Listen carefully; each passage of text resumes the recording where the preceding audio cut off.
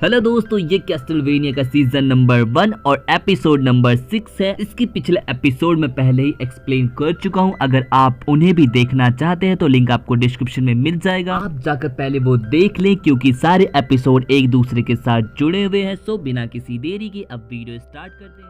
Episode की शुरुआत चांदनी रात से होती है। चांदनी रात में डोल्टा वैम्पायर मसीहा का वेट कर रहे थे, तभी वहाँ पर डोल्टा की रानी पहुँचते। डोल्टा की रानी चांद को देखकर बोलते, बहुत ही जल्द अंधेरे का ही राज होगा क्योंकि मैं अपने फादर सूरज को खा जाऊंगी, लेकिन इस समय मुझे प्यास लगी है। डोल्टा बोलती है, इसका इंतजाम मैंने पहले से कर रखा है। ये एक क्रांतिकारी ऑफिसर की लड़की है, ऑफिसर ने अपनी जान के बदले इसे मुझे दे दिया। रानी लड़की के पास जाती है और बोलते कि तुम्हारी आंखों में मायूसी है, और ये कहकर उसका खून पीना शुरू कर देती है। फिर हमें रेक्टर को दिखाया जाता है। रेक्टर पूछता कि आप जब जिंदा थे तो इतने सालों से कहां पर थे? आप मुझसे मिलने एक बार भी क्यों नहीं आए? जिस पर नाना जी बोलते, बेटा मैं हमेशा से यहीं पे था, मैंने तुम पे नजर रख रखी थी और टेरा से मेरा सौदा हुआ था कि मैं उसे पैसे दूंगा और वो बिना मेरे बारे में तुम्हें बताए तुम्हारी देखभाल करेगी। बोलता, आखिरकार आपने ऐसा किया क्यों? जिस पर रेक्टर के नाना कहते, क्योंकि मैं तुम्हें कुछ देना नहीं चाहता था, और पता है एक जमाने में ये चाबुक मेरा हुआ करता था। मैं भी एक हीरो था जिसके पास कई सारी पावर्स थी। रेक्टर बोलता, पर आप ये बात मुझे क्यों बता रहे हैं? क्योंकि मैं अब तक का सबसे ताकतवर बेलमोंट था। मैं वैम्पायर्स को सिर्फ अपनी आंख से ही जलाकर भस्म कर देता था और मुझे कोई रोक नहीं पाता था। लेकिन मैं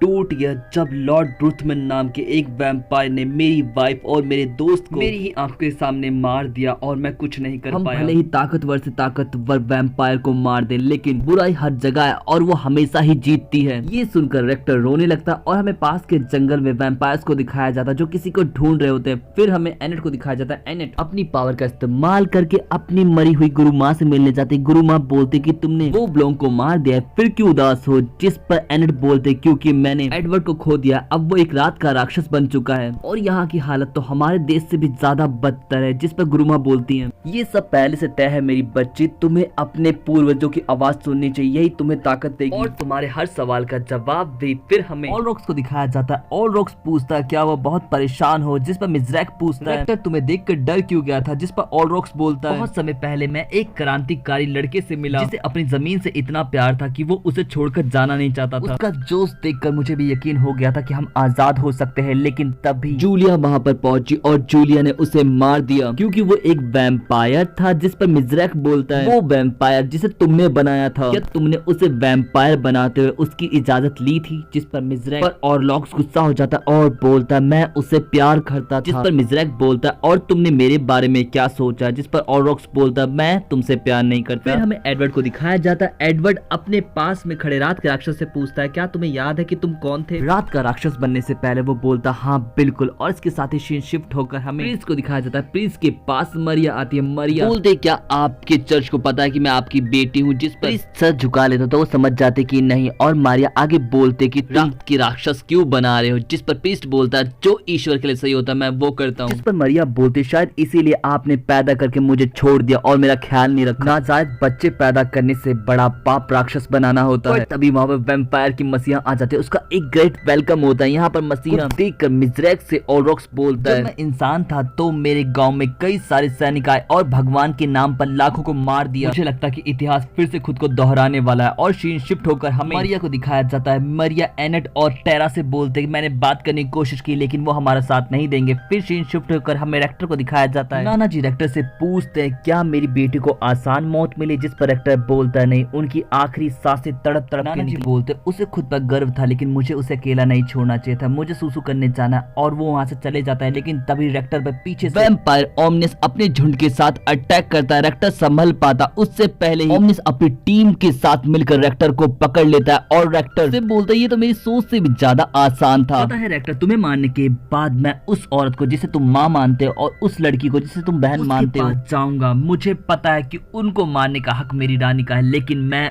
उनके साथ कुछ कर तो सकता हूँ। जब मेरा मन भर जाएगा तो मैं उन्हें रानी को सौंप दूंगा। जिस पर रेक्टर गुस्से में आकर अपनी पावर अनलॉक कर बैठता है। यहाँ पर रेक्टर अपने एक ही वार से एक एक वैम्पायर को खत्म करने लगता है और धीरे धीरे ओमनियस की तरफ बढ़ते हुए बोलता है, तुमने क्या कहा था? अभी दम है तो अब बोल के दिखा। और वो ओमनियस को भी खत्म कर देता है। तभी वहाँ वहाँ पर रेक्टर के नाना जी आते, वो पूछते कि तुम फिर से जादू कैसे कर पा रहे हो, जिस पर रेक्टर बोलता शायद जरूरी था उनके लिए जिनसे मैं प्यार करता हूँ। तभी रेक्टर अपना हंटर वापस मांगता है। और दोस्तों उसके साथ ही एपिसोड यहीं पे खत्म हो जाता है। आपको एपिसोड कैसा लगा जरूर बता, वीडियो को लाइक करना, चैनल को सब्सक्राइब करना बिल्कुल ना भूले। पिछले एपिसोड के लिंक आपको डिस्क्रिप्शन में मिल जाएंगे, तो आप उन्हें भी जाकर देख सकते हैं। सो मिलते हैं नेक्स्ट वीडियो में। Thanks for watching and sayonara.